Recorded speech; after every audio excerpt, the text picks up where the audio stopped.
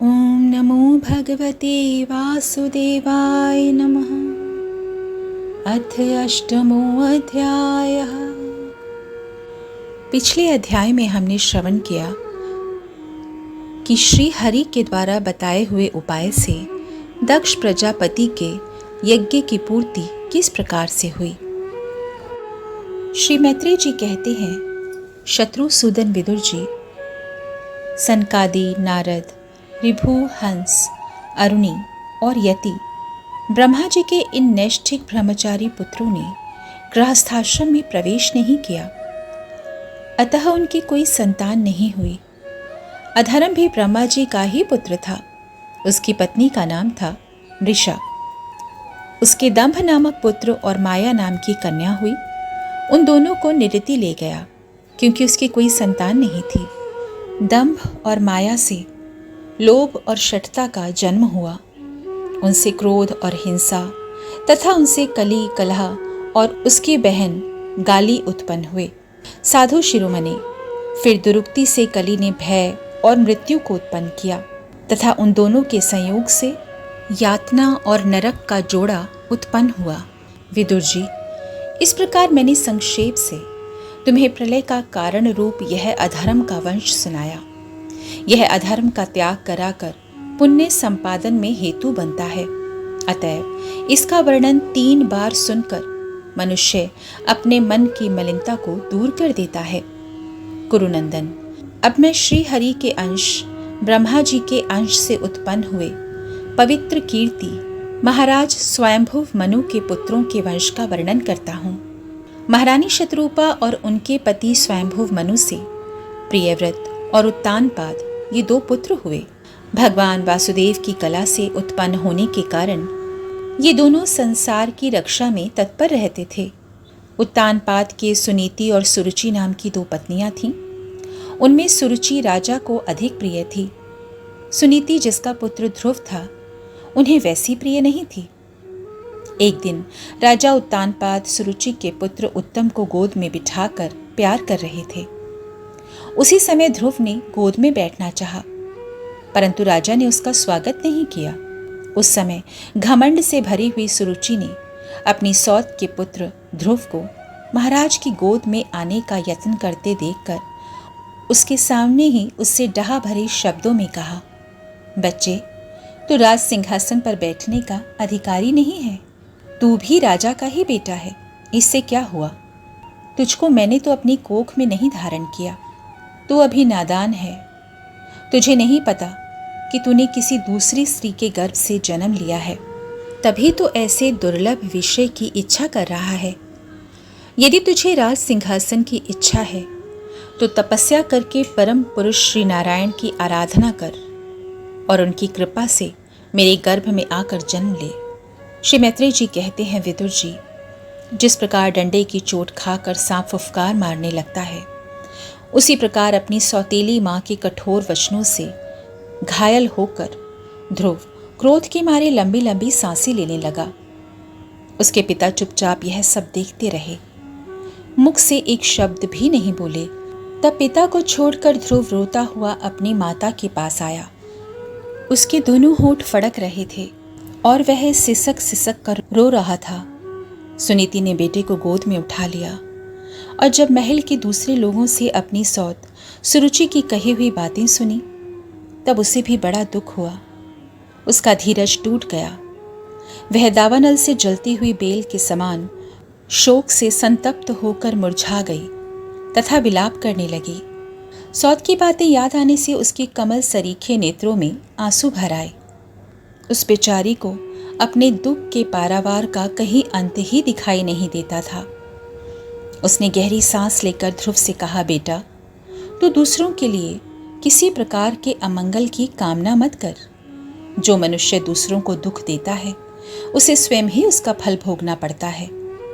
सुरुचि ने जो कुछ कहा है ठीक ही है, क्योंकि महाराज को मुझे पत्नी तो क्या, दासी स्वीकार करने में भी लज्जा आती है। तूने मुझ मंदभागिनी के गर्भ से ही जन्म लिया है और मेरे ही दूध से तू पला है। बेटा, सुरुचि ने तेरी सौतेली माँ होने पर भी बात बिल्कुल ठीक कही है। अतः यदि राजकुमार उत्तम के समान तू राज सिंहासन पर बैठना चाहता है तो द्वेष भाव छोड़कर उसी का पालन कर।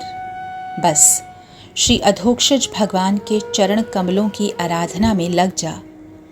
संसार का पालन करने के लिए सत्व गुण को अंगीकार करने वाले श्री हरि के चरणों की आराधना करने से ही तेरे परदादा श्री ब्रह्मा जी को वह सर्वश्रेष्ठ पद प्राप्त हुआ है जो मन और प्राणों को जीतने वाले मुनियों के द्वारा भी वंदनीय है। इसी प्रकार तेरे दादा स्वयंभुव मनु ने भी बड़ी बड़ी दक्षिणाओं वाले यज्ञों के द्वारा अनन्य भाव से उन्हीं भगवान की आराधना की थी। तभी उन्हें दूसरों के लिए अति दुर्लभ लौकिक अलौकिक और मोक्ष सुख की प्राप्ति हुई। बेटा, तू भी उन भक्त वत्सल श्री भगवान का ही आश्रय ले। जन्म मृत्यु के चक्र से छूटने की इच्छा करने वाले मुमुक्षु लोग निरंतर उन्हीं के चरण कमलों के मार्ग की खोज किया करते हैं। तू स्वधर्म पालन से पवित्र हुए अपने चित्त में श्री पुरुषोत्तम भगवान को बैठा ले तथा अन्य सबका चिंतन छोड़कर केवल उन्हीं का भजन कर। बेटा, उन कमल दल लोचन श्री हरि को छोड़कर मुझे तो तेरे दुख को दूर करने वाला और कोई भी दिखाई नहीं देता। देख, जिन्हें प्रसन्न करने के लिए ब्रह्मा आदि अन्य सब देवता ढूंढते रहते हैं, वे श्री लक्ष्मी जी भी दीपक की भांति हाथ में कमल लिए निरंतर उन्हीं श्री हरि की खोज किया करती हैं। श्री मैत्रेय जी कहते हैं, माता सुनीति ने जो वचन कहे वे अभीष्ट वस्तु की प्राप्ति का मार्ग दिखलाने वाले थे। अतः उन्हें सुनकर ध्रुव ने बुद्धि द्वारा अपने चित्त का समाधान किया। इसके बाद वे पिता के नगर से निकल पड़े। यह सब समाचार सुनकर और ध्रुव क्या करना चाहता है इस बात को जानकर नारद जी वहां आए। उन्होंने ध्रुव के मस्तक पर अपना पाप नाशक कर कमल फेरते हुए मन ही मन विस्मित होकर कहा, अहो, क्षत्रियों का कैसा अद्भुत तेज है। वे थोड़ा सा भी मानभंग नहीं सह सकते। देखो, अभी तो यह नन्हा सा बच्चा है, फिर भी इसके हृदय में सौतेली माता के कटु वचन घर कर गए हैं। तत्पश्चात नारद जी ने ध्रुव से कहा, बेटा, अभी तो तू बच्चा है, खेल कूद में ही मस्त रहता है। हम नहीं समझते कि इस उम्र में किसी बात से तेरा सम्मान या अपमान हो सकता है।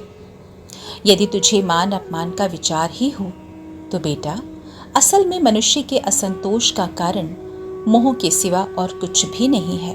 संसार में मनुष्य अपने कर्मों के अनुसार ही मान अपमान या सुख दुख आदि को प्राप्त होता है। तात, भगवान की गति बड़ी विचित्र है।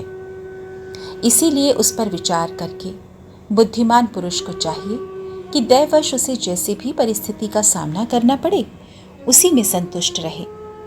अब माता के उपदेश से तू योग साधन द्वारा जिन भगवान की कृपा प्राप्त करने चला है, मेरे विचार से साधारण पुरुषों के लिए उन्हें प्रसन्न करना बहुत ही कठिन है। योगी लोग अनेकों जन्मों तक अनासक्त रहकर समाधि योग के द्वारा बड़ी बड़ी कठोर साधनाएं करते रहते हैं, परंतु भगवान के मार्ग का पता नहीं पाते। इसीलिए तो यह व्यर्थ का हट छोड़ दे और घर लौट जा। बड़ा होने पर जब परमार्थ साधन का समय आए तब उसके लिए प्रयत्न कर लेना। विधाता के विधान के अनुसार सुख दुख जो कुछ भी प्राप्त हो उसी में चित्त को संतुष्ट रखना चाहिए। यूं करने वाला पुरुष मोह में संसार से पार हो जाता है। मनुष्य को चाहिए कि अपने से अधिक गुणवान को देखकर प्रसन्न हो। जो कम गुण वाला हो उस पर दया करे और जो अपने समान गुण वाला हो उससे मित्रता का भाव रखे। यूं करने से उसे दुख कभी नहीं दबा सकते। ध्रुव ने कहा, भगवान, दुख सुख से जिनका चित्त चंचल हो जाता है उन लोगों के लिए आपने कृपा करके शांति का यह बहुत अच्छा उपाय बतलाया, परंतु मुझ जैसे अज्ञानियों की दृष्टि यहाँ तक नहीं पहुँच पाती। इसके सिवा मुझे घोर क्षत्रिय स्वभाव प्राप्त हुआ है, अतएव मुझ में विनय का भी प्राय अभाव है। सुरुचि ने अपने कटु वचन रूपी बाणों से मेरे हृदय को विदीर्ण कर डाला है। इसलिए उसमें आपका यह उपदेश नहीं ठहर पाता। ब्राह्मण, मैं उस पद पर अधिकार करना चाहता हूँ जो त्रिलोकी में सबसे श्रेष्ठ है तथा जिस पर मेरे बाप दादा और दूसरे कोई भी आरूढ़ नहीं हो सके हैं। आप मुझे उसी की प्राप्ति का कोई अच्छा सा मार्ग बतलाइए। आप भगवान ब्रह्मा जी के पुत्र हैं और संसार के कल्याण के लिए ही वीणा बजाते सूर्य की भांति त्रिलोकी में आप विचरा करते हैं। श्री मैत्रेय जी कहते हैं, ध्रुव की बात सुनकर भगवान नारद जी बड़े प्रसन्न हुए और उस पर कृपा करके इस प्रकार सदुपदेश देने लगे। श्री नारद जी ने कहा, बेटा, तेरी माता सुनीति ने तुझे जो कुछ बतलाया है वही तेरे लिए परम कल्याण का मार्ग है। भगवान वासुदेव ही वह उपाय हैं, इसलिए तू चित्त लगाकर उन्हीं का भजन कर। जिस पुरुष को अपने लिए धर्म, अर्थ, काम और मोक्ष रूप पुरुषार्थ की अभिलाषा हो, उसके लिए उनकी प्राप्ति का उपाय एकमात्र श्री हरि के चरणों का सेवन ही है। बेटा, तेरा कल्याण होगा। अब तू श्री यमुना जी के तटवर्ती परम पवित्र मधुबन को जा। वहां श्री हरि का नित्य निवास है। वहां श्री कालिंदी के निर्मल जल में तीनों समय स्नान करके नित्य कर्म से निवृत्त हो यथाविधि आसन बिछाकर स्थिर भाव से बैठना। फिर रेचक, पूरक और कुंभक 3 प्रकार के प्राणायाम से धीरे धीरे प्राण, मन और इंद्रिय के दोषों को दूर कर धैर्य युक्त मन से परम गुरु श्री भगवान का इस प्रकार ध्यान करना। भगवान के नेत्र और मुख निरंतर प्रसन्न रहते हैं। उन्हें देखने से ऐसा मालूम होता है कि वे प्रसन्नतापूर्वक भक्त को वर देने के लिए उद्यत हैं। उनकी नासिका, भौहें और कपोल बड़े ही सुहावने हैं। वे सभी देवताओं में परम सुंदर हैं। उनकी तरुण अवस्था है। सभी अंग बड़े सुडौल हैं। लाल लाल होंठ और रत्नारे नेत्र हैं। वे प्रणत जनों को आश्रय देने वाले, अपार सुखदायक, शरणागत वत्सल और दया के समुद्र हैं। उनके वक्षस्थल में श्री वत्स का चिन्ह है। उनका शरीर सजल जलधर के समान श्याम वर्ण है। वे परम पुरुष श्याम सुंदर गले में वनमाला धारण किए हुए हैं और उनकी 4 भुजाओं में शंख, चक्र, गदा एवं पद्म सुशोभित हैं। उनके अंग प्रत्यंग किरीट, कुंडल, केयूर और कंकन आदि आभूषणों से विभूषित हैं। गला कौस्तुभ मणि की भी शोभा बढ़ा रहा है और शरीर में रेशमी पीतांबर है। उनके कटी प्रदेश में कांचन की करधनी और चरणों में सुवर्ण में नूपुर सुशोभित हैं। भगवान का स्वरूप बड़ा ही दर्शनीय, शांत तथा मन और नैनों को आनंदित करने वाला है। जो लोग प्रभु का मानस पूजन करते हैं, उनके अंतःकरण में वे हृदय कमल की कर्णिका पर अपने नख मणिमंडित मनोहर पदार विंदों को स्थापित करके विराजते हैं। इस प्रकार धारणा करते करते जब चित्त स्थिर और एकाग्र हो जाए, तब उन वरदायक प्रभु का मन ही मन इस प्रकार ध्यान करें कि वे मेरी ओर अनुराग भरी दृष्टि से निहारते हुए मंद मंद मुस्कुरा रहे हैं। भगवान की मंगलमयी मूर्ति का इस प्रकार निरंतर ध्यान करने से मन शीघ्र ही परमानंद में डूबकर तल्लीन हो जाता है और फिर वहां से लौटता नहीं। राजकुमार, इस ध्यान के साथ जिस परम गुह्य मंत्र का जप करना चाहिए वह भी बतलाता हूँ। सुनो, इसका 7 रात जप करने से मनुष्य आकाश में विचरने वाले सिद्धों का दर्शन कर सकता है।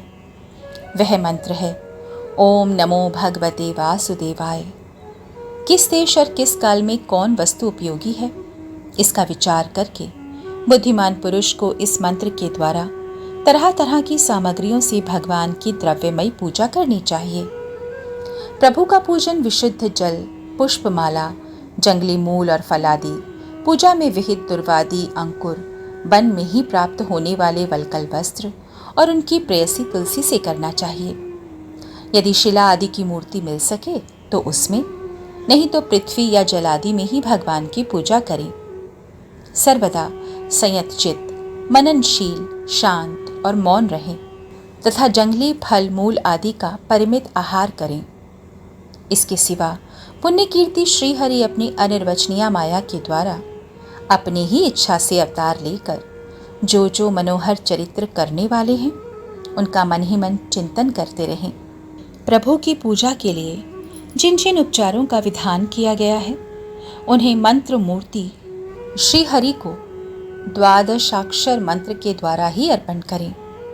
इस प्रकार जब हृदय स्थित हरि का मन, वाणी और शरीर से भक्ति पूर्वक पूजन किया जाता है तब वे निश्चल भाव से भली भांति भजन करने वाले अपने भक्तों के भाव को बढ़ा देते हैं और उन्हें उनकी इच्छा के अनुसार धर्म, अर्थ, काम अथवा मोक्ष रूप कल्याण प्रदान करते हैं। यदि उपासक को इंद्रिय संबंधी भोगों से वैराग्य हो गया हो तो वह मोक्ष प्राप्ति के लिए अत्यंत भक्ति पूर्वक अविच्छिन्न भाव से भगवान का भजन करे। श्री नारद जी से इस प्रकार उपदेश पाकर राजकुमार ध्रुव ने परिक्रमा करके उन्हें प्रणाम किया। तदनंतर उन्होंने भगवान के चरण चिन्हों से अंकित परम पवित्र मधुवन की यात्रा की। ध्रुव के तपोवन की ओर चले जाने पर नारद जी महाराज उत्तानपाद के महल में पहुंचे। राजा ने उनकी यथा योग्य उपचारों से पूजा की। तब उन्होंने आराम से आसन पर बैठकर राजा से पूछा। श्री नारद जी ने कहा, राजन, तुम्हारा मुख सूखा हुआ है। तुम बड़ी देर से किस सोच विचार में पड़े हो? तुम्हारे धर्म, अर्थ और काम में से किसी में कोई कमी तो नहीं आ गई ना? राजा ने कहा, ब्राह्मण, मैं बड़ा ही स्त्रैण और निर्दय हूँ। मैंने अपने 5 वर्ष के नन्हे से बच्चे को उसकी माता के साथ घर से बाहर निकाल दिया। मुनिवर, वह बड़ा ही बुद्धिमान था। उसका कमल सा मुख भूख से कुम्हला गया होगा। वह थक कर कहीं रास्ते में पड़ गया होगा। ब्राह्मण, उस असहाय बच्चे को वन में कहीं भेड़िया ना खा जाए। अहो, मैं कैसा स्त्री का गुलाम हूँ। मेरी कुटिलता तो देखिए। वह बालक प्रेमवश मेरी गोद में चढ़ना चाहता था, किंतु मुझ दुष्ट ने उसका तनिक भी आदर नहीं किया। श्री नारद जी ने कहा, राजन, तुम अपने बालक की चिंता मत करो। उसके रक्षक भगवान है। तुम्हें उसके प्रभाव का पता नहीं है। उसका यश सारे जगत में फैल रहा है। वह बालक बड़ा समर्थ है। जिस काम को बड़े बड़े लोग पाल भी नहीं कर सके, उसे पूरा करके वह शीघ्र ही तुम्हारे पास लौट आएगा। उसके कारण तुम्हारा यश भी बहुत बढ़ेगा। श्री मैत्रेय जी कहते हैं, देवर्षि नारद जी की यह बात सुनकर महाराज उत्तानपाद राजपाट की ओर से उदासीन होकर निरंतर पुत्र की ही चिंता में रहने लगे।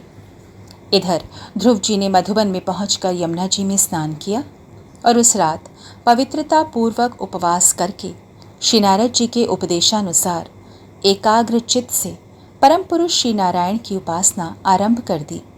उन्होंने 3-3 रात्रि के अंतर से शरीर निर्वाह के लिए केवल कैथ और बेर के फल खाकर श्री हरि की उपासना करते हुए 1 मास व्यतीत किया।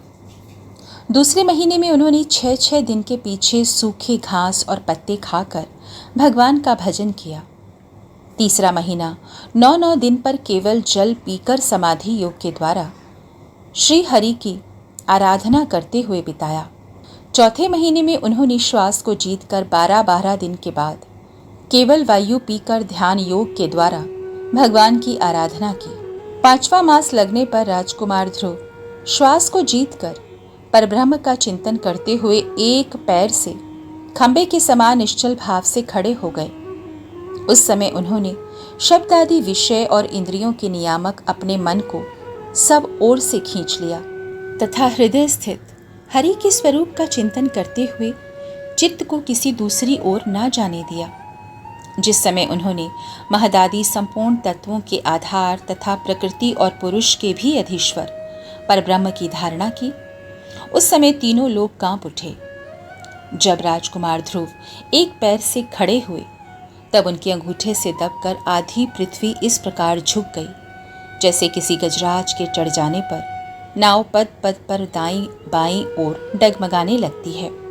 ध्रुव जी अपने इंद्रिय द्वार तथा प्राणों को रोककर अनन्य बुद्धि से विश्वात्मा श्री हरि का ध्यान करने लगे। इस प्रकार उनकी समष्टि प्राण से अभिन्नता हो जाने के कारण सभी जीवों का श्वास प्रश्वास रुक गया। इससे समस्त लोक और लोकपालों को बड़ी पीड़ा हुई। और वे सब घबराकर श्री हरि की शरण में गए। देवताओं ने कहा, भगवान, समस्त स्थावर जंगम जीवों के शरीरों का प्राण एक साथ रुक गया है। ऐसा तो हमने पहले कभी अनुभव नहीं किया। आप शरणागतों की रक्षा करने वाले हैं। अपनी शरण में आए हुए हम लोगों को इस दुख से छुड़ाइए प्रभु। श्री भगवान ने कहा, देवताओं, तुम डरो मत। उत्तानपाद के पुत्र ध्रुव ने अपने चित्त को मुझ विश्वात्मा में लीन कर दिया है। इस समय मेरे साथ उसकी अभेद धारणा सिद्ध हो गई है।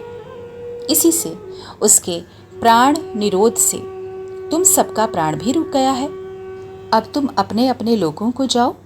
मैं उस बालक को इस दुष्कर तप से निवृत्त कर दूंगा। 8वां अध्याय समाप्त हुआ। इति श्रीमद्भागवते महापुराणे पारमहंस्यां संहितायां चतुर्थस्कन्धे ध्रुवचरिते अष्टमो अध्यायः। हरे कृष्ण कृष्ण कृष्ण हरे हरे, हरे राम राम राम हरे हरे।